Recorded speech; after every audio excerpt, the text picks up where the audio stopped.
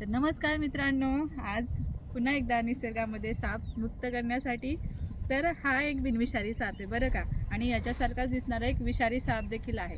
तर आता मला बघायचं आहे की तुम्ही कोणता अंदाजा लावताय. तुम्ही आधी बघून घ्या आणि तुमच्या मनात जो काही ह्याचं उत्तर असेल ते देखील गेस करा आणि नंतर आता मी तुम्हाला त्याचं नाव सांगते.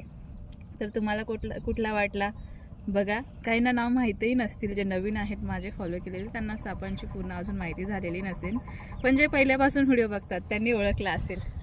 तर हा एक भिंतीवरचा कवड्या साप आहे, पूर्णपणे ब्राऊन कलरचा आणि अंगावर ह्याच्या व्हाईट कलरच्या पट्ट्या असतात.